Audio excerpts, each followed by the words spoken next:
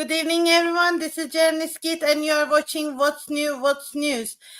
In Turkey now, we are dealing with very hot weather, and it is almost 35 degrees today.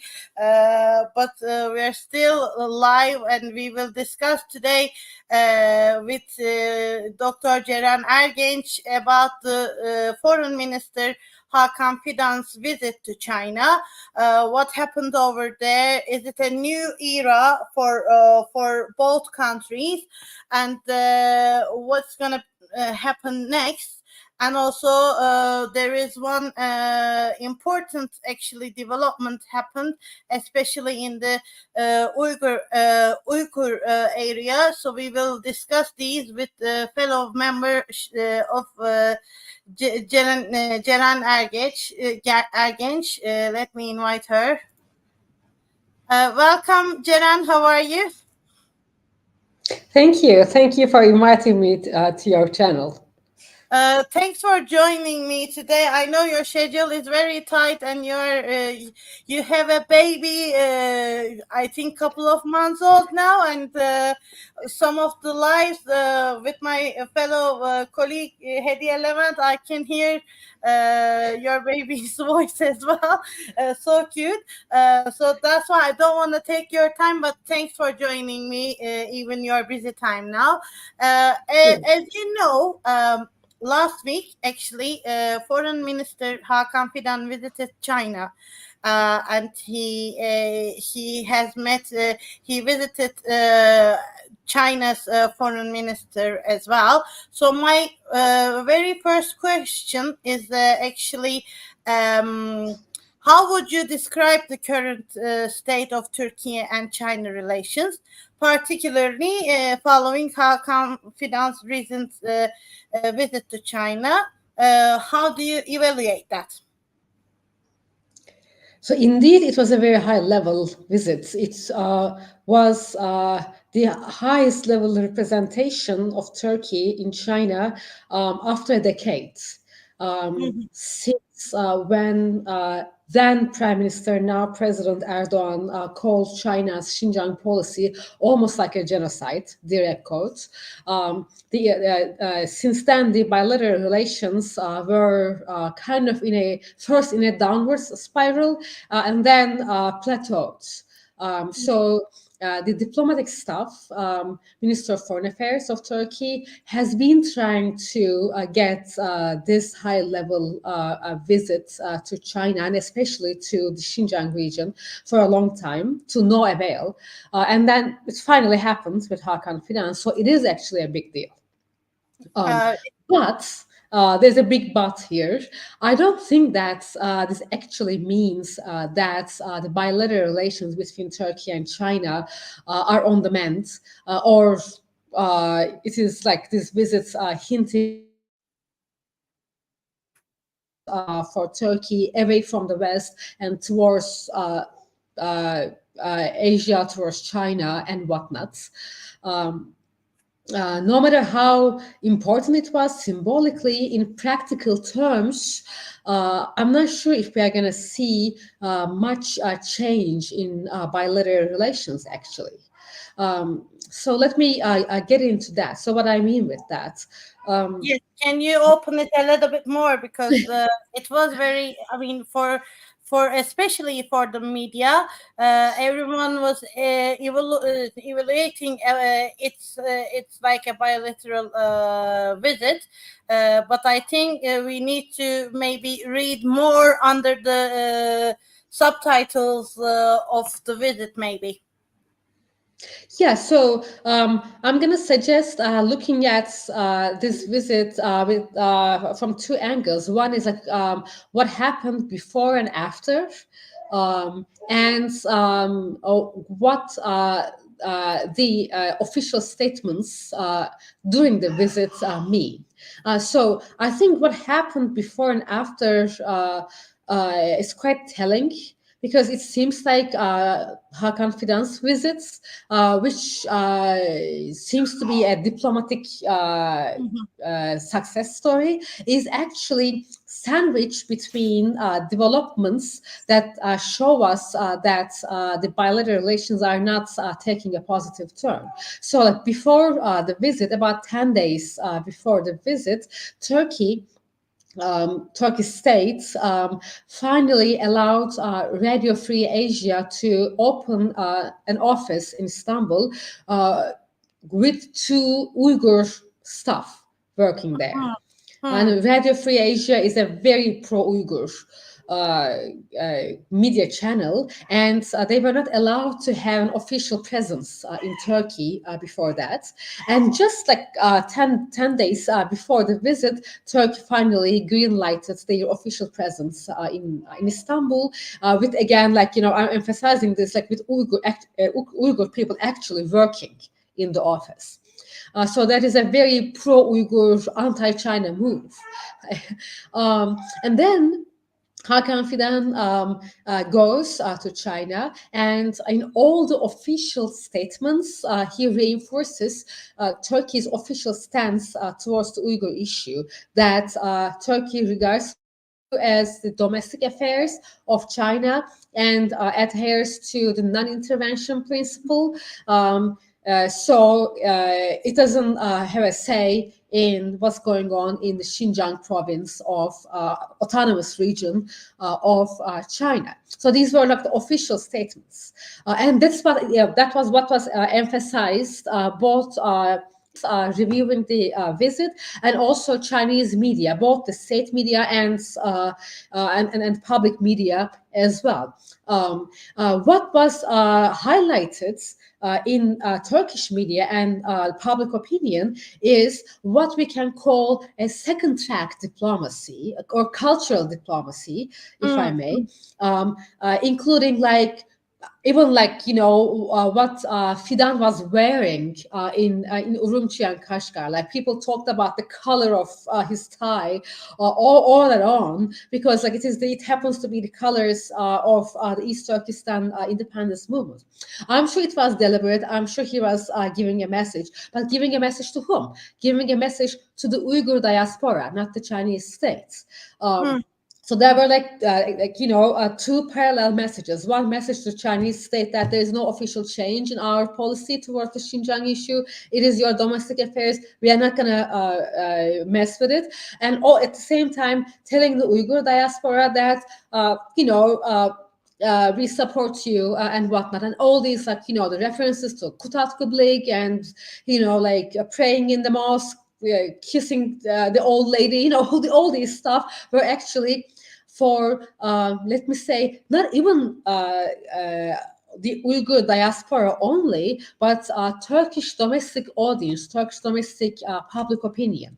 And that's because I think the AKP government has been criticized in the public opinion, in the international Uyghur diaspora, and in the parliament by the opposition parties, both the Social Democratic CHP and ultranationalist Eve.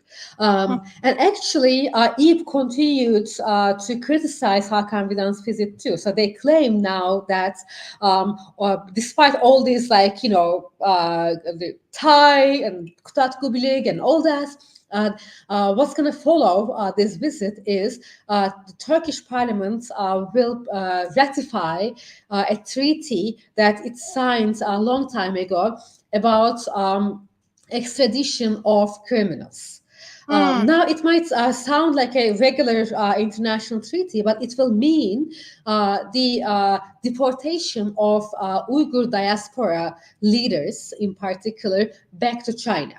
And then, of course, in China, we don't know if there will be a legal due process and whatnot, right? So that will be a huge blow to the Uyghur diaspora if that really happens. So that is a really serious claim if it turns out to be true, right? In terms of the Uyghur issue, I don't think that Hakan Fidan's visit to Xinjiang actually means a big gain for the Uyghur diaspora or the Uyghur people in the region, for that matter, because at the official abstract diplomacy, there is no change. He made it clear that there is no change in Turkey's stance on that. When you look at, so when you, okay, you were going to ask something, I guess. Like, no, I was only saying that, especially with the Turkish media, as far as I read the news and the coverage of Hakan Fidan, everyone was saying that this is the first time, even with it doesn't really matter whether it is a pro-government media or other alternative media, both sides were telling that Hakan Fidan's visit was actually the highest level of a state official visited that Xinjiang province, and that evaluated a huge thing. But now I can see what is the background of it, so you can continue. Sorry about interrupting you. I actually lost connection, so I missed your question. So you were saying that like both the pro-government and opposition media, independent media, were saying that it was a success story. It was kind of a success because it was the first time actually the highest level of Turkish official visited the Xinjiang province. So maybe next step would be kind of balancing the relations in there with the diaspora as well. But this is like a comment of the media. I'm not sure about it, but you were explaining. So sorry about the interruption. You can continue. Yeah, I saw these positive. I think Ceren has gone as well. Her connection is very unstable, but she will be back.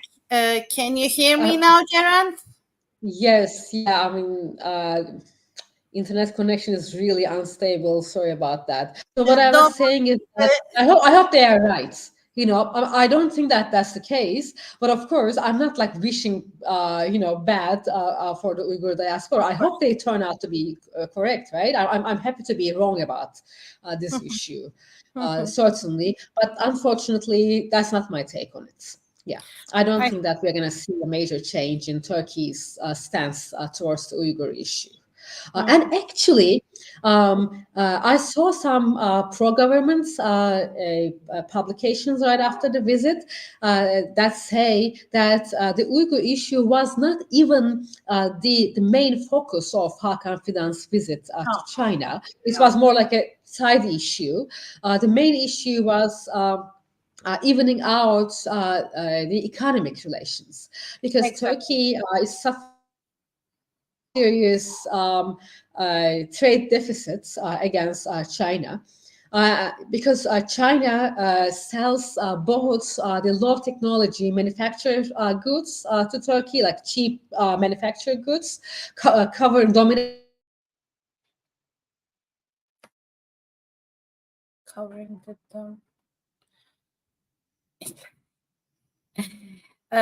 she will be back. Ceren, can you hear me? Yes. Apologies for this internet issue. Yes, now we can. You were saying that covering something, but that's the time that we couldn't hear the rest of what you were saying. So yeah, let me repeat it before I get.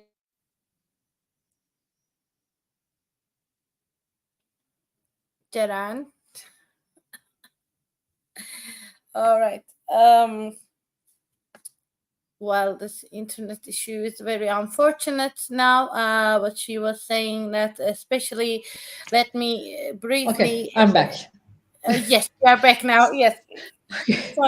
So China is selling both the low technology manufacturing goods and dominating that market in Turkey, export markets, and also now more and more getting into the high technology advanced markets as well, competing with the European brands for Turkish markets, right?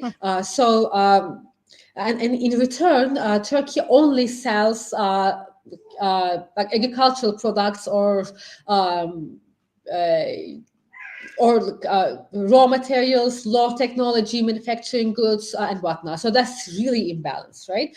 So Fidan urged China to be more open to Turkish exports, which is fine, but didn't give any indication that Turkey has a new industrial plan to enter into the Chinese markets with more advanced goods. He was talking about tourism and agricultural products and whatnot, so that will not be enough to bridge the trade deficit anyways. And the second thing, he invited Chinese investments in technology, high technology, digital technologies, and renewable energy technologies in Turkey, which is fine, but there seems to be a disagreement or difference of opinion, let's say, within the government, within the Turkish government about that, because just like days after he invited Chinese to invest in Turkish high technology markets, there was an anti-dumping measure, a tariff on Chinese EV products, electronic vehicles, both the cars, automobiles down, automobile sector, and also all the byproducts and batteries and everything. And that was in line with the almost on the same day, I think, with the EU imposing tariffs on China's automotive sector in Europe. So on the one hand, we have Hakan Fidan inviting China to come and invest in Turkish high technology markets. On the other hand, the same government that he belongs to imposing tariffs on China's EV markets, knowing that that will put China off, actually, in terms of having more extensive economic relations with Turkey. China has been very vocal about that. Issue that Hakan Fidan raised. I'm going to stop. Yes, you am can. I with you? Okay. Okay. Another topic that he brought up in his visits, meetings in China, was including Turkey in the connectivity routes. So here, let me give you a little bit of a background, what we mean with this connectivity background. So, Turkey has this this national imagery of being a bridge between East and West, right? Yes. It's foreign. We can hear you now, Ceren. Okay. So it has been Turkey has been pushing for being an important corridor linking the global supply chains from China to Europe, and being an important transit hub again, between Asia and Europe, right? And for that, it has this famous or should I say infamous at this point, middle corridor, right? But this middle corridor is far from being realized for two reasons. One is like due to tons of issues in the negotiations to harmonize the regulations among the countries that are on the way, right? From China all the way to Europe, the countries are not able to actually harmonize their regulations, the transportation and customs and trade and whatnot regulations, right? So it is like practically not a very feasible project to begin with. But more recently, after the Ukraine war, what we observe is that Turkey's middle corridor, or Turkey in general, is being excluded from the alternative routes that are being developed after the Ukraine war. So with the Ukraine war, the northern routes is blocked for everyone, right? Europeans and Chinese alike, Exactly. right? So they're all looking for alternative routes. And what China is promoting is the BRI routes, right? The middle corridor and the southern corridor, the maritime corridor. And Europe has its own connectivity projects like Global Gateway, and now it is rebranding its old connectivity projects like the EU-Asia Connectivity Project or the Trans-Caspian Transportation Corridor and whatnot. So they're all rebranding, and ironically enough, I think, the EU renamed the Trans-Caspian Corridor no other than middle corridor. So now we have the EU's middle corridor and Turkey's middle corridor, but Turkey is excluded from the EU's middle corridor, and also IMEC, the India, Middle East, Europe corridor as well. So like it is being excluded from the connectivity projects of all the major powers, including both China and the EU and the US, actually, if you also consider its support for IMEC. So what Hakan Fidan did, as soon as he became the foreign minister, actually that's his like pet project, introduced the development roads as an alternative. It's supplementary to Turkey's middle corridor, but an alternative to all the other multitude of projects there. Which includes Turkey and Iraq, the other country that is constantly being excluded from global powers connectivity routes. So going back to yes, again you frozen, Ceren. Yes, am I going back? back. Yes, can you hear me? Going back to you said going back to, and then we couldn't hear Now you. I'm so after this background information about connectivity projects, I'm now going back to Hakan Fidan's visit to China. So urging China to include Turkey in its global value chains and the transportation routes that will ensure the security of these supply chains was another point. Yes, was another. Yes, she was the. I am Yes, back. was So another. You said wasn't that supplies was another way of doing it, or that was yet another discussion point during the visit yeah. that proved to be well, not happening anytime soon, because similar to Turkey's anti-dumping measures, the tariff measures imposed on China immediately after his visit, China also signed a connectivity agreement with Central Asian countries for a route that will exclude Turkey. So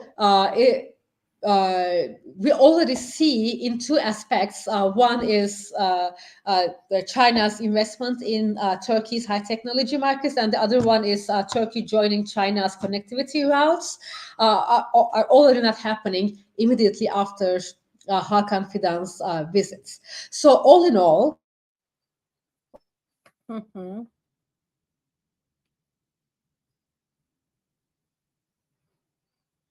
Yes. She will be back in a second. Apologies for the internet connection, but this may happen. This technical issues always happen during the lives, and I'm sure she will be back. And I think she is a little bit tidying up. Yes. yeah, okay. I was recapping what I was saying. So let me recap before I disappear on you again. So all these three issues: Uyghur issue, investment issue, and the connectivity projects, tell me that. It was a very high-level visit, diplomatic success, the visit itself, but we won't see any concrete outcomes from this visit, and This is what therefore, I was going to ask you actually. What will be the can Turkey how will it be their relationship with China, Turkey? How can both countries navigate their differences to build a mutually beneficial partnership? This was my actually last question, so you can close this discussion with your opinions, and if you would like to add more than welcome, of course.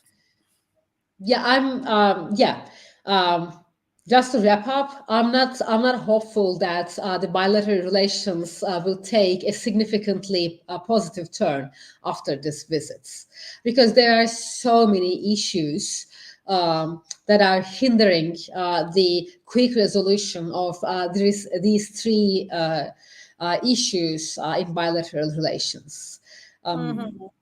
So I don't think that we can brand this visit as the beginning of a new period in bilateral relations. No. I see. Sorry for being a killjoy, but especially with the press conference, when I watched Fidan's statement over there, he was mentioning something like $48 million that the investment is happening, coming from there as well. So he was quite proud what was the outcome. But on the other hand, when you see these different dynamics, I think in the near future at least, we won't see any kind of good relationship, good relations with China, I suppose. And not in the short run, at least. Not in the short run. Ceren, I don't want to take your time too much, but it was very enlightening discussion for sure, and you explained everything actually, especially in my head, because we are in general in Turkey, China relations, I don't think it is very clear for Turkey as well, because there are, as I said before, there are different dynamics that we need to take it on, maybe take attention. But if is there anything else you would like to add before we close this debate? Maybe one more thing to follow in Turkey-China relations is that the recent debates, if not fights, within the pro-government media, not between the opposition and pro-government media, but within the pro-government media, tells us that there might be a split within the government bloc about relations with China. So that is also something to follow. I think that's one of the factors that we should take into consideration. Yeah, because there were some criticism about the Fidan's visit, even though Fidan was when he explained in the statement, he said that I'm following Erdogan's order. But on the other hand, I think there are some cracks in the ruling party side as well, which is a little bit unclear. But we don't know what is the background, so that's why maybe it wasn't too much in the Turkey's agenda. As always, we have different subjects to talk, even every day. But this wasn't that much take in account when I think Hakan Fidan visited China.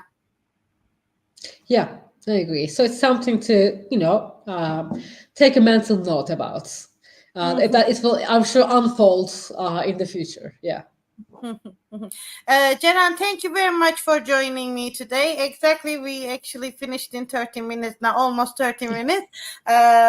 Please take care of yourself, and hopefully when new developments come, I would like to see you more in my channel. It was very insightful for me as well. Thank you. Thank you for the opportunity. Thank you. Bye-bye. Well, yes, as you can see, it is a little bit complex relations we have, especially in Turkey and China. I think it is not a new beginning, maybe in Turkey-China's relation, but we will see and we will follow it closely, because it's especially with the economical wise or investment part of this relations is still quite important for both countries, I think. But we will see what will happen next. On Friday, we will definitely discuss about Erdogan's and main opposition parties, Özgür Özel's new meeting today just happened. Now I'm following it, the outcome, what's gonna happen. And I will have an esteemed journalist or an expert will definitely join me on Friday. But till then, please remember to subscribe my YouTube channel. Your support is very important for me and for the independent journalism. And also, please like videos or share your thoughts with me. I read all of them, and I'll definitely take it account for myself to develop my YouTube channel. But till then, have a lovely week and see you on Friday. Bye bye.